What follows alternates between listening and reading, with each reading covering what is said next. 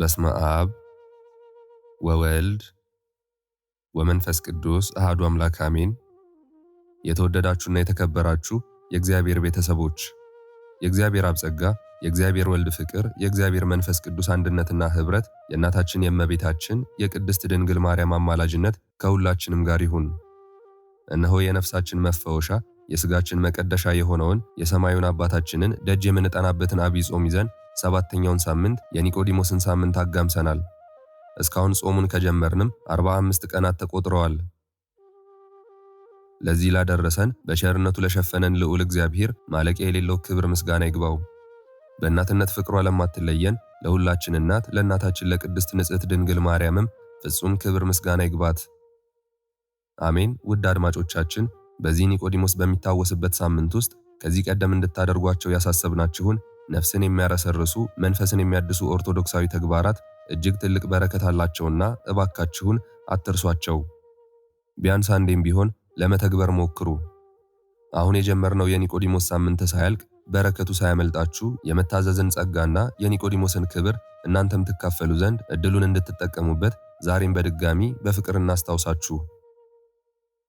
የመጀመሪያውና ትልቁ ተግባር ኒቆዲሞስ በሌሊት በጸጥታ ማንም በማይመለከተው ጊዜ ከክርስቶስ ጋር በስውር እንደተገናኘ ሁሉ እናንተም በዚህ ሳምንት ውስጥ ማንም ሰው ሳያውቅባችሁ በድብቅ በስውር የሌሊቱ ጸጥታ ሲነግስ ተነስታችሁ ጧፍ ወይም ሻማችሁን አብርታችሁ ጸበል ውሃ አዘጋጅታችሁ ከፈጣሪያችሁ ጋር እንድትነጋገሩ እንድትጸልዩ ነው። ይህንን ስታደርጉ ግን የተቀየማችሁት ያዘናችሁበት ወይም ያሳዘናችሁት ሰው ካለ በቅድሚያ ልባችሁን በይቅርታ ውሃ እንድታጥቡትና ከውስጣችሁ ቂምን እንድታጸዱ አደራ እንላለን። ሌላው ተግባር ኒቆዲሞስ ጥልቅ የነፍስ ጥያቄ ይዞ ወደ ጌታ እንደመጣ ሁሉ እኛም በውስጣችን ያለንን ማንም የማይረዳልንን እውነተኛ የነፍስ ጥያቄ ማንም በማይፈትነን እግዚአብሔር አምላክ ብቻ በሚሰማን ስፍራ ይዘን እንድንቀርብ ነው። ወይም ደግሞ ሸክም የሆነብንን ኃጢአታችንን ለንስሐ አባታችን በእንባ እንድንናዘዝ ነው። በእነዚህ ተግባራት እንደ ኒቆዲሞስ መሆንን የሌሊቱን ጸጋ መካፈልን እንድትለማመዱ አደራ እንላለን። እርግጥ ነው ለአንዳንዶቻችን ይህ የሌሊት ተጋድሎ ይህ የይቅርታ ልብ በጣም ቀላል ሊሆን ይችላል። ነገር ግን የሰው ልጅ ድካሙ ብዙ ነውና ለአንዳንዶቻችን ደግሞ ብንፈልግም እንኳ ውስጣችን ቢመኝም ይህንን ለማድረግ እጅግ ከባድ በሆነ የሕይወት ውጣ ውረድ በሥጋ ድካም ውስጥ እንኖራለን። ነገር ግን አምላካችን እግዚአብሔር የሁላችንንም ልብ የውስጣችንን መሻት ይመለከታልና እንደ ልባችን ቅንነት ይዘንልን በረከቱን አያስቀርብን። ፈጣሪ አምላካችን ሁላችንንም ይህንን ለማድረግ የሚያስችል ኃይሉን፣ ብርታቱን፣ ማስተዋሉን በጸጋው ያድለን። የተወደዳችሁ አድማጮቻችን ዛሬ ደግሞ ሌላ ታላቅ በረከት በቤታችን አለ። የሰማዕታት አክሊል የክርስቶስ ማህደር በጭንቅ ጊዜ ፈጥኖ ደራሹ እናትና አባታችን የልዳው ፀሐይ ፈረሰኛው እያሉ በፍቅር የሚጠሩት የሊቀ ሰማዕታት የቅዱስ ጊዮርጊስ ወርሃዊ መታሰቢያ ነው። ቅዱስ ጊዮርጊስ ስለ እርሱ ምን ተብሎ ይነገራል? ቃላት ቢደረደሩ ውበቱን ብርታቱንና ክብሩን ለመግለጽ ያጥራቸዋል። እሱ እኮ መልከ መልካሙ ገጸ ብሩሁ የክርስቶስ ወታደር ነው።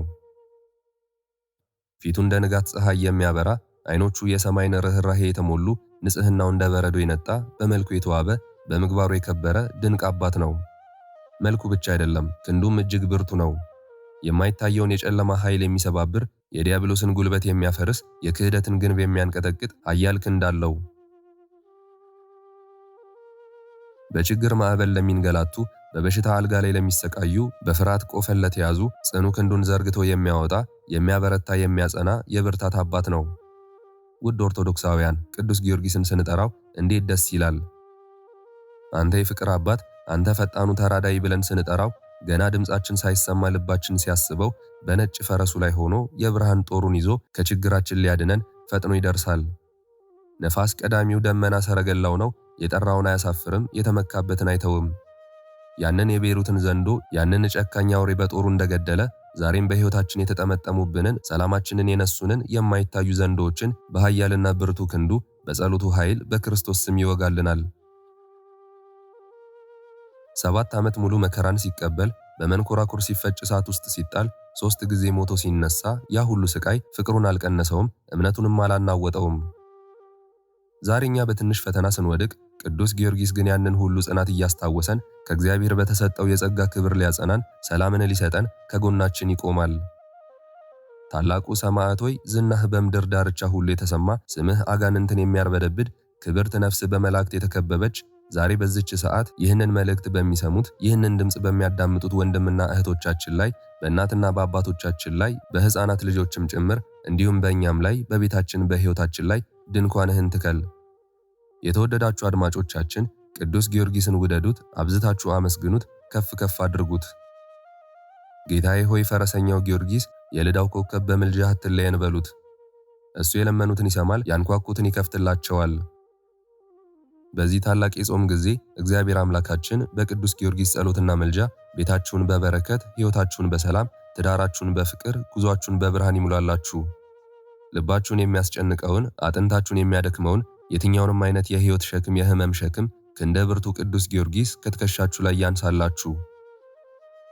ይህንን ጣዕም ያለው የአባታችንን የቅዱስ ጊዮርጊስን ፍቅርና ዝና፣ ክብርና ኃያልነት በልባችን እያሰላሰልን ነፍሳችንንም እያረካን አሁን ደግሞ ቀጣዩን ጊዜ የክብሩ መገለጫ የእምነቱ ማረጋገጫ የሆነውን አስገራሚ የቅዱስ ጊዮርጊስን ገድልና ተአምር በማድመጥ የበረከቱ ተካፋይ ትሆኑ ዘንድ በእግዚአብሔር ስም እንጠይቃችኋለን። በያላችሁበት ሆናችሁ በትኩረትና በፍቅር አድምጡት።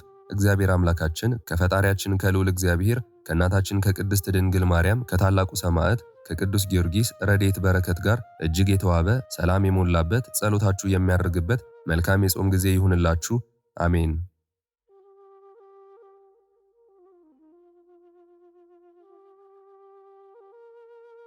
በስመ አብ ወወልድ ወመንፈስ ቅዱስ አሐዱ አምላክ አሜን። ገድለ ቅዱስ ጊዮርጊስ ምዕራፍ 10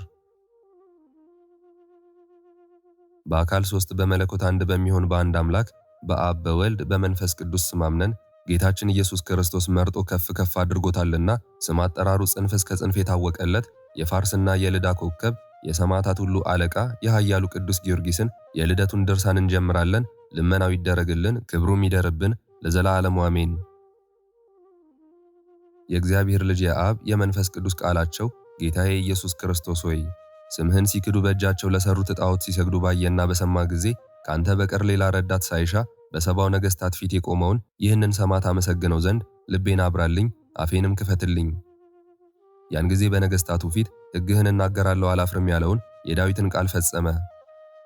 ይህ ቅዱስ ሕፃን ሲሆን የግሩማን ነገሥታትን ፊት አልፈራም። ቃልህ ሕፃናትን አዋቂ ያደርጋል ተብሎ እንደተነገረ 7 ዓመት ባሰቃዩት ጊዜ አልተበሳጨም፣ ቸል አላለም። የማይታየውን መንግሥተ ሰማያትን ተስፋ አድርጓልና ብዙ መከራ በመቀበል በመድከም በመሰንጠቂያ በብረት ምጣድ በመገረፍ በመራቆት በረሃብ በጽም በመስቀል በመቸንከር በእሳትና በሰይፍ መከራን ተቀበለ። የዚህም ሰማዕት ስቃዩ ብዙ ነው። በጌታችን በኢየሱስ ክርስቶስ ስም የተቀበለው ሕማም አንዲት ብትሆን ለሞት የምታደርስ ናት።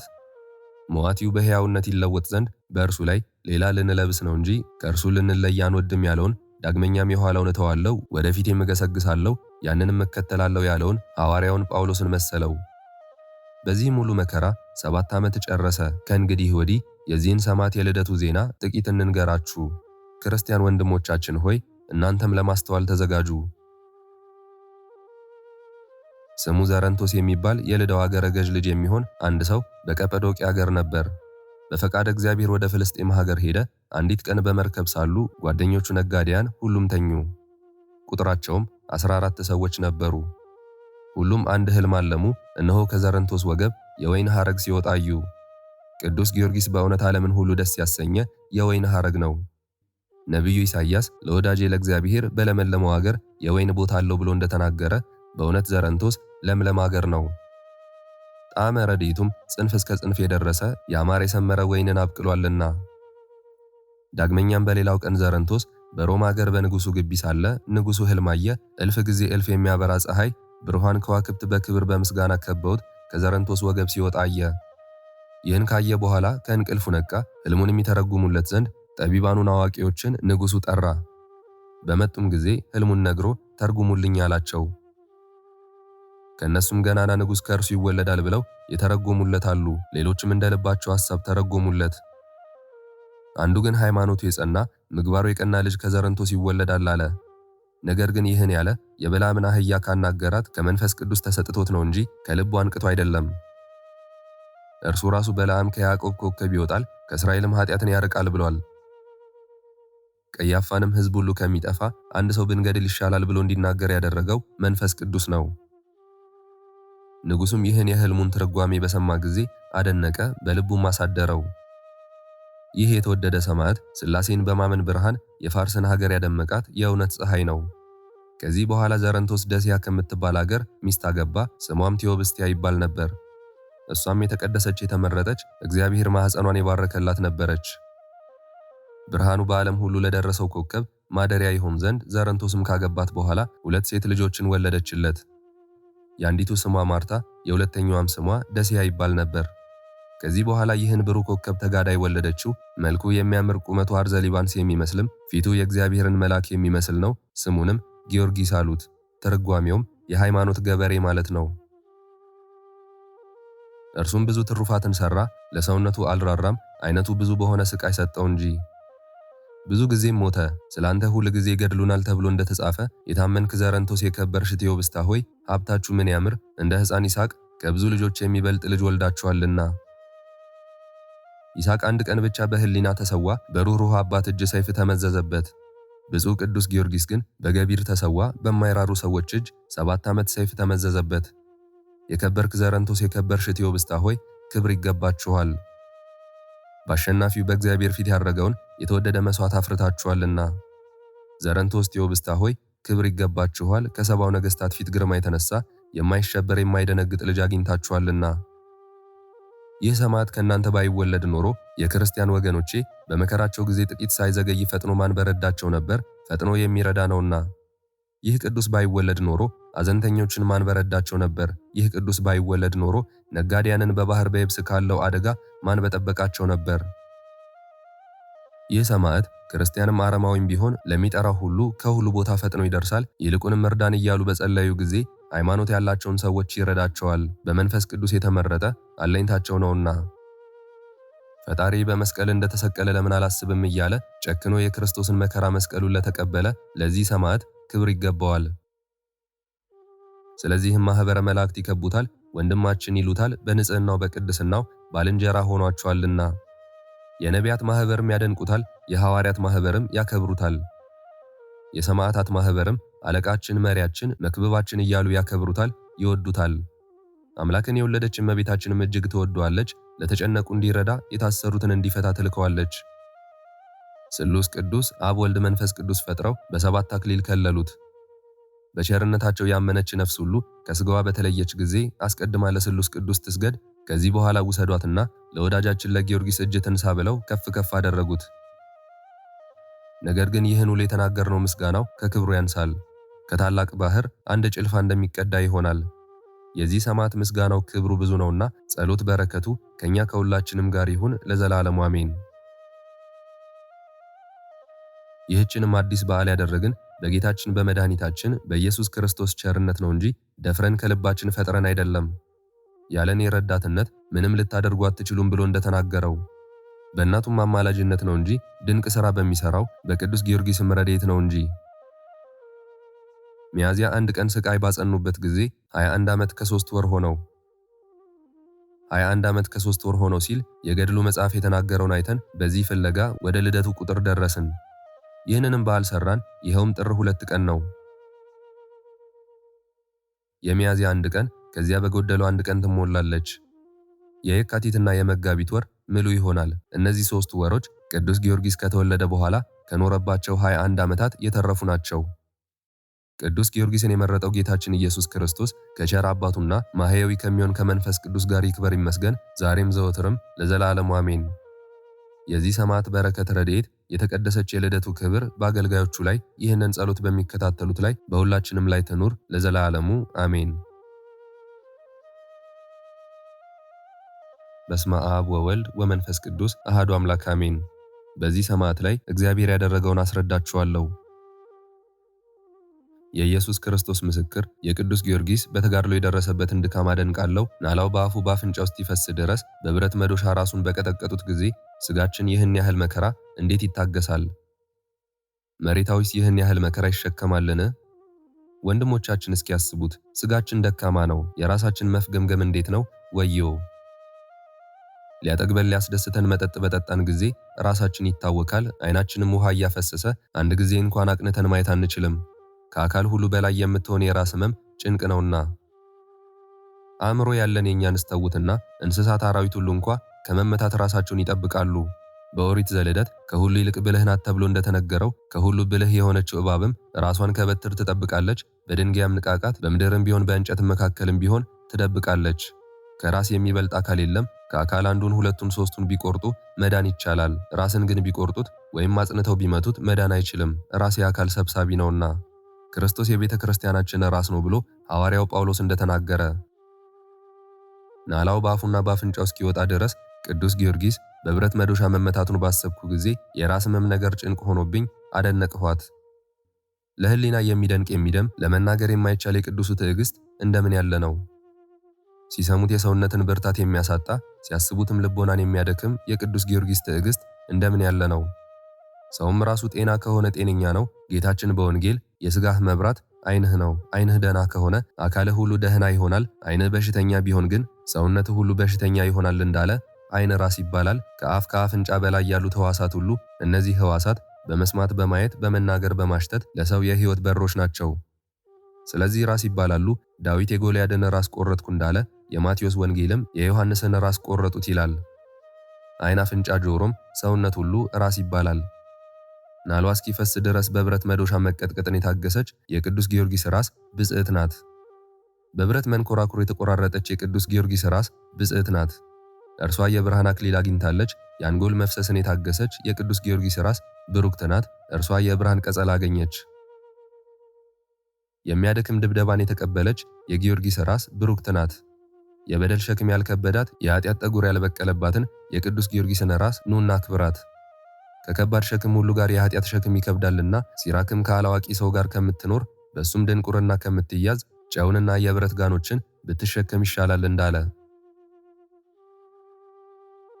ይህ የቅዱስ ጊዮርጊስ ራስ ካላዋቂዎች ነገር ርቃለች፣ በመናፍቃንም ድንቁርናም አልተያዘችም። እጅግ የሚከፋ ከባድ ስህተታቸውን አልተሸከመችም። ይህችን የተከበረች ራስ እጅግ አከብራለሁ፣ እጅግ አደንቃታለሁ። የቅዱስ ጊዮርጊስ ራስ አናቷን የተመታችውን መመታት ባሰብኩ ጊዜ እኔስ ብርቱ ራሴ እንደ ሰም ይቀልጣል፣ የራስ መዞርም ይመጣብኛል። ለሞት እንዳትደርስ የኃጢአት ሸክም ክብደትም እንዳያስጨንቃት ነፍሴን ሥጋዬንም አደራ ሰጥቻለሁ። አሜን። ለመናገር እጅግ በሚያስደነግጥ ልዩ ልዩ በሆነ ስቃይ 70 ነገሥት ሲያሰቃዩት 7 ዓመት የታገሰው ቅዱስ ጊዮርጊስ የመከራው ጽናት ምን ይበዛ! የቅዱስ ጊዮርጊስ መከራውን ከማሰብ የተነሳ የሰውነቴ አናት ተቀጠቀጠ፣ ጉልበቴም ደከመ። ዱድያኖስ እንዳዘዘ የብረት ጫማ እንዳሰራለት ቅዱስ ጊዮርጊስንም እንዳጫሙት ባሰብኩ ጊዜ ስሩ ተበጠሰ፣ ደሙ ፈሰሰ። መራመድ ቢያቅተው አጎንብሶ ሄደ። ያንን ሁሉ ከፈጸመ በኋላ ፈጣሪ በመስቀል እንደተሰቀለ እንደምን አላስብም አለ።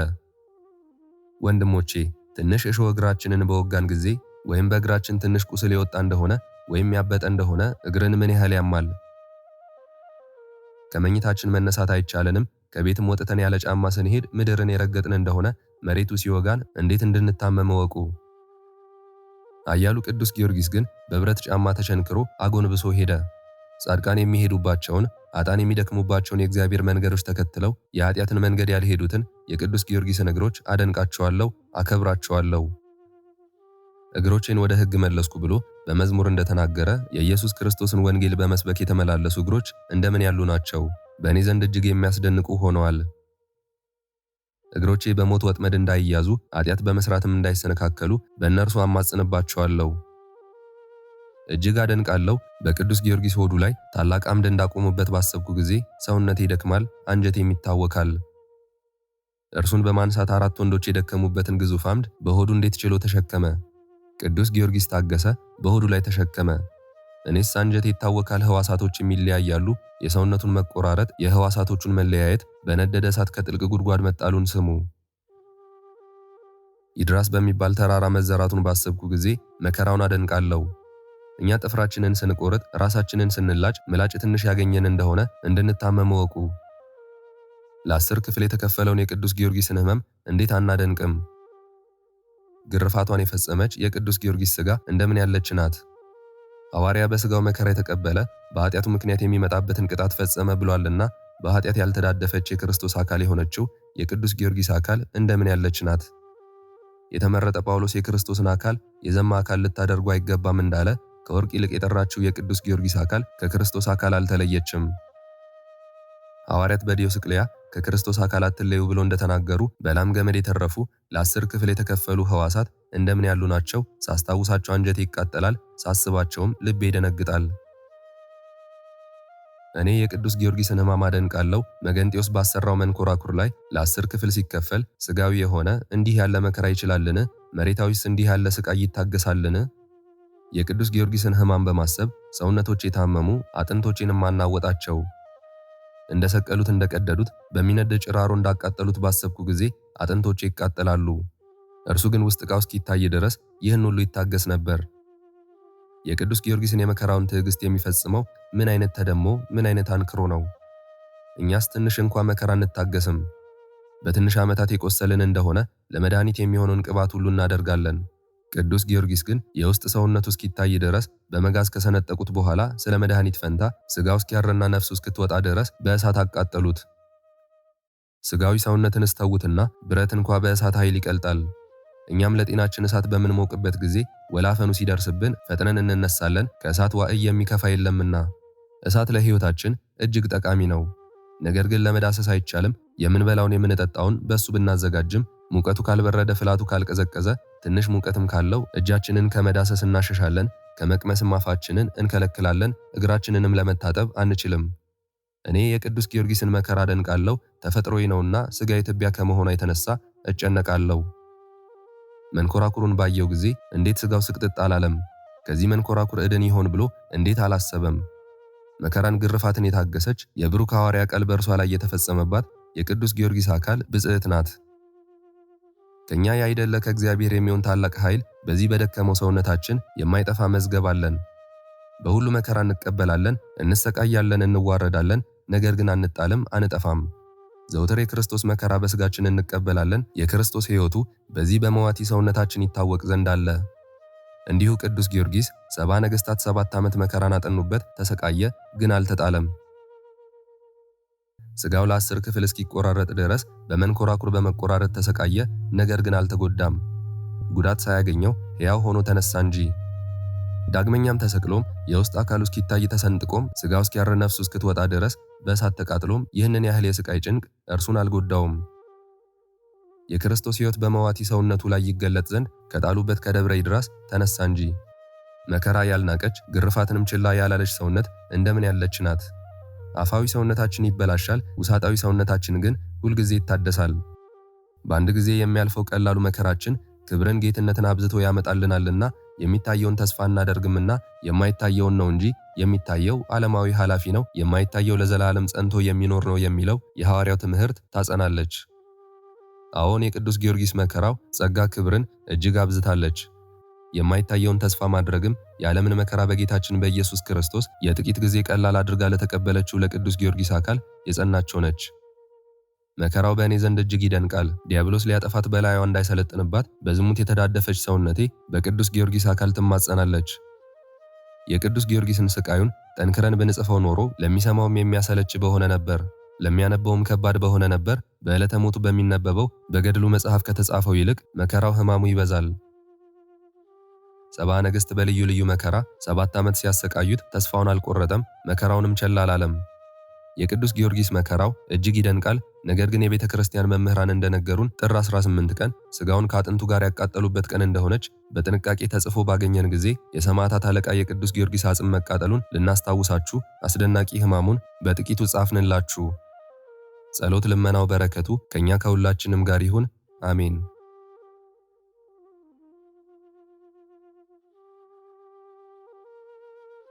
ክብር ምስጋና ይሁን አንድ አምላክ ለሆነ ለአብ ለወልድ ለመንፈስ ቅዱስ ዛሬም ዘወትርም እስከ ዘላለም አሜን። የዛሬውን መርሃ ግብር በዚህ መልኩ ጨርሰናል። ዘወትር የምንለቀውን መርሃ ግብር እንድትከታተሉ ሳትሰለቹም ሰብስክራይብ፣ ላይክ እና ሼር እንድታደርጉ እኔንም ይህን ጸሎት የተከታተሉትንም በያላችሁበት በጸሎታችሁ እንድታስቡን በጌታችን በመድኃኒታችን በአምላካችን በኢየሱስ ክርስቶስ ስም እጠይቃለሁ። እግዚአብሔር አምላካችን እስካሁን ሰዓት ጠብቆ ለዚህ ያበቃን የአባቶቻችን አምላክ ልዑል እግዚአብሔር ስሙ ፈጽሞ የተመሰገነ ይሁንልን። እመቤታችን ቅድስት ድንግል ማርያም ዘላለማዊ ስሟ የተወደደ ይሁንልን። ጻድቃን፣ ሰማዕታት፣ ቅዱሳን መላእክት እንደየክብራቸውና እንደየማዕረጋቸው የከበሩ ይሁኑልን። ይህንን ጸሎት ምስጋና ወይም ቃለ እግዚአብሔር በቅርብም በአካል በሩቅም በያላችሁበት ስትከታተሉ ለቆያችሁ በኋላም ለምታደምጡ በአሜነ በረከት ለተሳተፋችሁ በሙሉ በጸሎት እንድናስባችሁም ለጠየቃችሁን ክንፈ ሚካኤል ወልደ ገብርኤል ወልደ ሰንበት ወልደ ጊዮርጊስ ኃይለ ሚካኤል ፍቅርተ ማርያምና ወለተ መስቀል ወለተ ኢየሱስ አጸደ ማርያም ወለተ ጻድቅ ወለተ ማርያም ወለተ ማርያም ወለተ ማርያም ወለተ ማርያም አጸደ ማርያም ወለተ ጽዮንና ወለተ ጻድቅ ድንቅነሽ ዓለሚቱ ሰይፉ ገነነ ወለተ ዮሐንስ ገብረ ሥላሴና ስዕነ ማርያም ፍሳዬ ወለተ ኪሮስ ወለተ ሚካኤልና ወለተ ሰንበት ወለተ ሥላሴ ወልደ ያሬድ ሁለተ መድን ወለተ ያሬድ ወለተ ብርሃን ወለተ ሰንበት ወለተ ጨርቆስ ወለተ ብርሃን ወለተ ማርያም ወልደ ማርያም ሰይፈ ሚካኤል ብርቱካን ዓለም አቡሽ ጫላ እመቤት ወለተ ኢየሱስ ወለተ ኪዳን አጸደ ማርያም ወልደ ሥላሴ ገብረ ሥላሴ አጸደ ማርያም ብስራተ ገብርኤል ተስፋ ጊዮርጊስ ወለተ ጻድቅ ወለተ ማርያም አጸደ ማርያም ሐና ማርያም ጽጌ ማርያም ወለተ ማርያም ገብረ ሥላሴ ክንፈ ሚካኤል ኃይለ ኢየሱስ ገብረ ኪዳን ገብረ ሥላሴ ፈቃደ ሥላሴ ኃይለ ኢየሱስ ኃይለ ማርያም ወለተ ሥላሴ ሳህለ ማርያም ወለተ ሥላሴ ሰብለ ማርያም ተርሲተ ድንግል ወለተ ሐና መራተ ድንግል እሴተ ወልድ ሴቴ ወለተ ሐና አስካለ ማርያም ወለተ ማርያም አስካለ ማርያም ኃይለ ገብርኤል ገብረ ሥላሴ ወለተ መድህንና ገብረ መድህን እህተ ማርያም ወለተ ቂርቆስ ወለተ ሐና ገብረ እግዚአብሔር ገብረ ሥላሴ ገብረ ማርያምና ወልደ ሥላሴ ሂሩተ ሥላሴ አስራተ ማርያም ወለተ ኪዳን ወለተ ማርያም ስዕነ ማርያም ተክለ ወልድ ተክለ ሚካኤል ወልደ ሚካኤል ወለተ ሚካኤል ወለተ ማርያም ወለተ ጻድቅ ወልደ ሰንበትና ጽጌ ማርያም ወለተ ማርያም ወለተ ኢየሱስ ጽጌ ማርያም ሐና ማርያም ወለተ ሰንበትና ወለተ ጻድቅ ክንፈ ሚካኤል ገድለ ጨርቆስ ወለተ ሚካኤል ወለተ ኪሮስ ወለተ መድህን ወለተ ሕይወት ሰሊና ወለተ ትንሣኤ ዮሐና ንግሥቲ አዜብ ወልደ ሚካኤል ፍቅርተ ሚካኤል ኃይለ ሚካኤል ትርሲተ ሚካኤል ፍቅረ ሥላሴ ተስፋ ሚካኤል ወለተ ማርያም ሐና ማርያም አክሊለ ሰማያት ፍቅረ ዮሐንስ ወለተ አናንያ ፍቅረ ማርያም ወለተ ማርያም ወለተ ሰንበት ማሪቱ ኃይሉ ወለተ ሥላሴ ኃይለ ገብርኤል ገብረአብ ኃይለ ሚካኤል አስካለ ማርያም አምደ ሚካኤል ወለተ ሚካኤል አመተ ኢየሱስ ወለተ መድህን ወለተ ማርያም ፈቃደ ማርያም አጸደ ማርያም ወለተ ሐና ወለተ ኪዳን በትረ ማርያም ወለተ ሥላሴ ሁላችሁንም እግዚአብሔር ያስባችሁ ከነ ቤተሰባችሁ በሕይወትና በጤና ያቆያችሁ ዕድሜ ዘመናችሁ የተባረከ ስራችሁን የሰመረ ቀናችሁን ያማረ ኑሯችሁን የከበረ ጸሎታችሁንም የተሰማ ያደርግላችሁ። እንዲሁም በአካል በሥጋ የተለዩንን ወለተ ሐና መዓዛ ሥላሴ ወለተ ማርያም ወለተ ሰንበት ሙሉ ማሞ ወለተ ሥላሴ ኃይሉ ገብረ ሥላሴ ወለተ ጽዮን ወልደ ሰማያት ሳህለ ማርያም ወለተ ማርያም እግዚአብሔር አምላካችን ነፍሳቸውን ይማርልን፣ በአጸደ ሕይወት በገነት በመንግሥተ ሰማይ ያሳርፍልን። አነሳስቶ ላስጀመረን አስጀምሮም ላስፈጸመን ለልዑል እግዚአብሔር ክብርና ምስጋና ይግባው ዛሬም ዘወትርም ለዘላለሙ አሜን። አቡነ ዘበሰማያት